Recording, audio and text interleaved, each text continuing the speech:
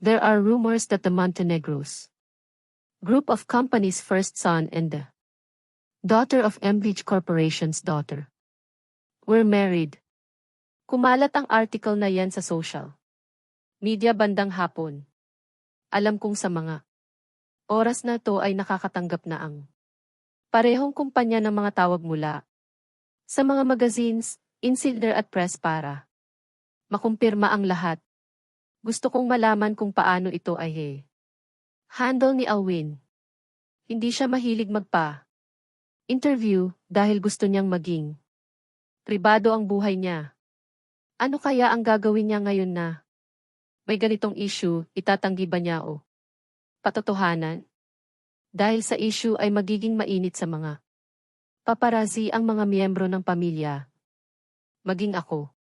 Hindi sila titigil hanggat hindi nakukumpirma ang lahat. Kung sakali mang makikita sila ni Piana, magkasama magiging issue iyan na. Maaring makaapekto sa tiwala ng mga tao. Lalong-lalo na ang mga may koneksyon sa mga kumpanya namin. Kaya kung plano man nilang ma-engage. Ngayon, lalabas si Pia bilang isang mistress. Ang unfair naman sa parte ko. Kung happy ending sila agad. Sino kaya ang nag-leak ng information? Tanong ni Almira. Gusto ko ang mga nangyayari ngayon. Hindi na ako magtataka kung sa susunod na araw ay issue about kay Kuya at Tia. Ang lumabas dahil may makakita sa kanila na nagde-date. Tahimik lang ako at ngumiti. Alam mo dapat mag-party siguro tayo. Wika ako. Ayaw kong umuwi at magpanggap na mabuting asawa kay Alwin. Hindi ko alam kung paano pa ako aakto na mabuting asawa sa harap niya. Ngayong nakumpirma kong nandito na sa Pilipinas si Pia. Baka hindi din umuwi iyon agad at makipagkita kay Pia somewhere. Alasit nang mag-check out kami sa hotel. Hindi ko na ni-text pa si Alwin mula kanina. Kakapasok pa lang namin sa sasakyan nang makatanggap si Almira ng tawag mula sa mommy niya. Pinapauwi na daw kami. Mukhang nakarating na din sa kanila ang napabalitang article. Matapos ang tawag ng mommy niya ay sakto ding tumunog ang cellphone ko. Hindi ko ito dapat papansinin sa aakalang si Alwin lang ito pero hindi. Tumitigil ang tawag. Pagsilip ko ay number ni Ate Angel ang nakarehistro sa screen. May article akong in-forward sa'yo. You should see it, anya at agad ding binaba ang tawag. Kinakabahan man dahil sa tono ni ate. Kanina ay agad kong binuksan ang messenger para makita ang sinabi niya na article. Ang bilis ng tahip ng puso ko nang makita ko ang mga litrato ni na Alwin at Pia sa NHA. Kuha ito kagabi, marahil ay siya ang sumundo kay Pia. Alwin Montenegro and an unknown woman was seen in sweet gestures at Naya arrival area last night. Who is this woman? Mukhang ito ang dahilan kung bakit kami pinapauwi ng biyenan ko. Huminga ako ng malalim. Hindi naman na ako na-surprise. Sa article na to, kagabi alam naman na namin ni Almira na kasama ni Alwin si Pia. Ang pinagtataka ko ay kung bakit may lumalabas ngayon na ganitong issue. Kanino ito galing? Pinakita ko kay Almira ang article umismid. Siya sa nakita niya. Nang makarating kami sa bahay ay nasa living room ang mga in-laws ko kasama si Alwin. Mukhang umuwi din siya agad dahil sa issue. Hindi nila kami napansin na dumating kaya. Naman bahagya kaming nagkubli para marinig ang mga pag-uusapan nila. Hindi ba tayo magpapa-interview man lang o maglalabas ng statement, tanong ng biyenan kong babae. Mukhang hindi man lang sila nagalit at nagulat na dumating na si Pia. Bumuntong hininga si Alwin at nanatiling tahimik habang seryoso ang mukha. I knew it, hindi talaga siya magsasalita sa media. Ngayon na may ganoon na issue sa kanya at sa larawan nila ni Pia kasunod. Nang lumabas na article na kasal na kami. Pipiliin pa din niyang manahimik. Ang unfair lang kasi sa asawa mo. Huwag na lang natin pansinin ang issue. Sabi ni Alwin. Hahayaan mong isipin ng mga tao na may affair ka at ni Pia, medyo tumaas na ang boses ng biyenan ko. Hindi umimik si Alwin. Nagkatinginan kami. Ni Almira, nagsimula na siyang humakbang. Umakto kami na parang kararating lang namin. Mabuti naman at dumating na kayo. Sinalubong kami ni Mommy at agad bumeso. Halatang kabado siya. Hindi namin pinahalata ni Almira na may alam kami tungkol sa issue. Magpa-party kami dapat. Bakit mo ba kami pinauwi, Mommy? Tanong ni Almira. Somehow, I am convinced na wala siyang alam sa totoong dahilan kung bakit ako gusto ng mga magulang niya. Wala naman. Gusto lang namin na magsalo-salo tayong lahat sa hapunan. Tunog last supper ang dating. Tumayo si Alwin at nilapitan ako. Sinikap kong ngumiti sa kanya ng totoo. Ngitian din niya. Ako at dinampian ng halik sa pisngi. Kanina ka pa hinihintay ng asawa mo. Mukhang may ibibigay siya sa'yo, wika ni Mommy. Nagkatinginan kami ni Almira. Basa ko sa reaksyon ni Almira ang iniisip niya. Tumawa si Alwin at bahagyang nagkamot. Nang batok, tila teenager na nahihiya. Marahan niya akong hinila palapit sa couch na kinaupuan niya kanina. Nakaramdam ako ng excitement at kaba. Nang makita ko ang tatak ng paper bag, hindi ako maaring magkamali, galing ito sa jewelry shop ng Torres. Para sa akin ba ang binili niyang engagement ring? Parang maiiyak na ako ngayon pa lang. Impit na tumili si Almira dahil gaya ko ay iniisip niyang susuotan ako ng singsing ni Alwin.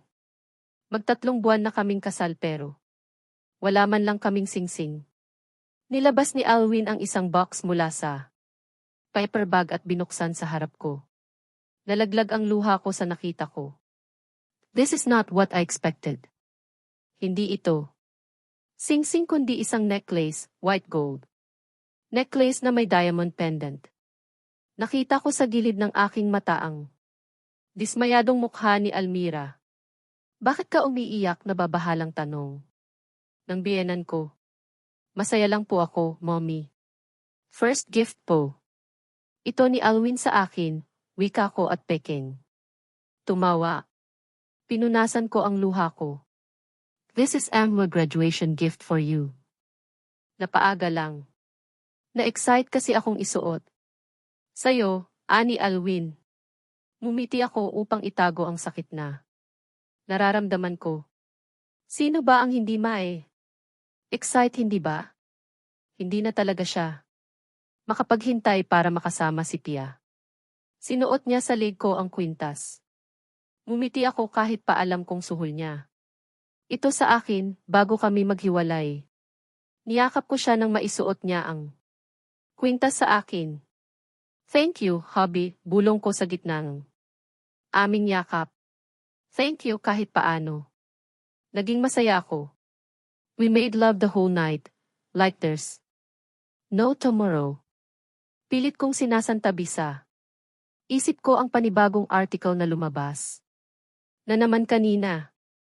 Nagising ako ng alas 4 ng madaling araw na wala si Alwin sa tabi ko. Mapait. Akong ngumiti at bumangon na din kinuha ko ang cellphone ko na nasa nightstand. Muli kong binasa ang article na lumabas kagabi.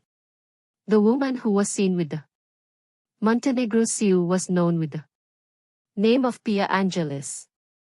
Hindi man pumayag sa face-to-face interview ay nagpadala si Pia ng kanyang statement. Well, it's true. Maria Pauline Gutierrez was the wife.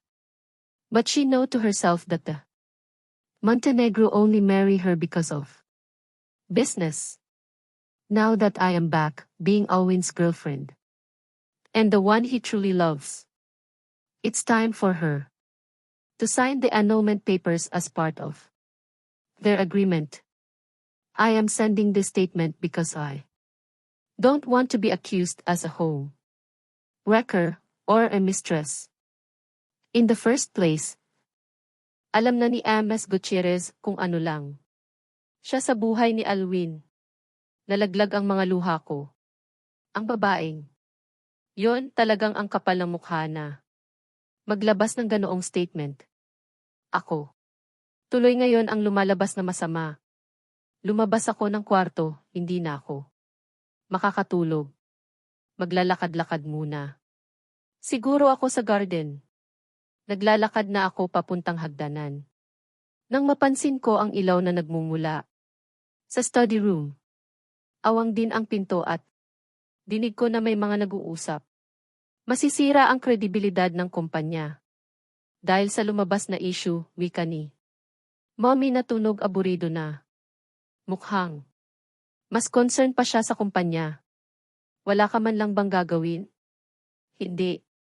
Ka ba maglalabas ng statement, anak? Tanong ni Daddy. Hindi na ako sumilip pa sa kanila. Sapat. Nang marinig ko kung ano ang uusapan nila nang sa ganoon ay alam ko ang gagawin ko. Hindi ko marinig ang sagot ni Alwin. Totoo ba ang nilabas ni Piana? Statement, tanong ni Mommy ulit. Anak, kawalang respeto sa asawa mo. Ang nilabas niya na statement. Para tuloy. Tayong hindi mga professional. Ang unfair sa part ng asawa mo, dagdag. Di ni Mommy. Kung plano mo siyang hiwalayan, hindi. Naman sana sa ganito. Nasaktan ako dahil hindi man lang. Nagsalita si Alwin. Parang sa pagkakaintindi ko ay parang may alam siya at may basbas siya sa naging statement ni Pia. I will make things right. Hayaan na muna natin ang issue. Hindi natin tatabunan ang issue sa pamamagitan ng press conference. Aalis din ako, may kakausapin lang, ani Alwin. Mukhang tapos na silang mag-usap kaya naman umalis na din ako agad. Bumalik ako ng kwarto namin ni Alwin. Sino ang kakausapin niya? Si Pia kaya? Pupuntahan niya si Pia. Talagang makikipagkita pa din siya kahit ang dami ng MG issue. Bumuntong hininga ako at nag-send ng message kay ate Angel. Baka kasi natutulog pa siya kaya naman. Text na lang muna. Pero 2 minuto lang ay tumatawag na siya. Sigurado ka ba na magpapapreskon? Tanong niya mula sa kabilang linya. Bumuntong hininga ako, buo na ang desisyon ko sa gagawin ko. Wala sana kaming plano na maglabas pa ng statement para sa umuugong na issue. Pero hindi namin nagustuhan ang huling article, wika ni tita. Hahayaan ko na lang ang aking pamangkin na sabihin ang side niya sa issue na to. Dito kami sa kumpanya nagpatawag ng press conference. Hindi man ako sanay na humarap sa camera, sa press at sa media. Gusto ko lang na maging malinaw ang lahat bago ako umalis. I don't know where to start, but I want to confirm that it's true. Ama Alwin Montenegro is Amwa husband. We got married 2 months ago. Did you two get married because of love or for the both companies' sake? Tanong ng isang press. Let's say, both reason, a pause and smile. Pinakasalan ko siya dahil mahal ko siya. At pinakasalan niya naman ako dahil sa kumpanya. Nagkaroon ng bulungan. Are you saying na parang binili mo ang pagmamahal ni Ama Montenegro? Nabibili ba ang pagmamahal? Tanong ko. At tumawa. Kung sana nga kaya kong bilhin ng pera ang pagmamahal. Tumikim ako upang matanggal ang namumuong bara sa aking lalamunan. Baka maiyak pa ako bago matapos ang press con. Gusto ko lang sanang maging malinaw ang lahat. Total ay naglabas na din naman ng statement si Ms. Angeles patungkol dito. Ayaw ko lang na magkaroon ng pangit na imahe ang dalawang kumpanya dahil sa issue. Montenegro and MP corporations are doing good in the business world. At hindi ang isang annulment sa pagitan namin ni Alwin Montenegro ang makakasira ng nabuong magandang pagsasama ng dalawang kumpanya sa mga nakalipas na ilang dekada. Ngumiti ako upang ipakita na ayos lang. Ako. Nagkaroon ng bulong-bulungan bago. Ulit nagtanong ang isa sa mga press. Are you saying na makikipag-anul ka kay Ama Montenegro? Dahil ba kay Pia Angeles? Yes, I have signed our annulment paper earlier. I just want to confirm na hindi ko ito ginawa dahil kay Pia. Ginawa ko ito para kay Alwin. Gusto ko siyang makalaya na sa loveless na pagsasama namin. Ang of course, I did this for myself. Hanggang doon lang ang hinanda kong sasabihin, magsasalita lang ako para sa kumpanya. At ayaw ko nang masyado pang maungkat ang personal na buhay ko. Tumalikod na ako. Ma'am, napag-usapan niyo na po ba ito ni Ama Montenegro? May huling mensahe po ba kayo para sa kanya at kay Pia Angeles? Nag-ingay ang mga press, tinignan ko sina Tita at Ate Angel, tinanguan nila ako na para bang inuudyukan na sagutin ang tanong na binabato ng press. Humarap ulit. Ako. For Alwin, I hope that you could find peace and happiness whatever your plans. Thank you for everything. Naluha ako. Nag-iwas ako ng tingin sa kamera at tinuyo ang ilang butil ng luha na nalaglag. Now, I am setting you free. Bago pa ako mapahikbi ay agad na akong tumalikod upang tapusin ang press con.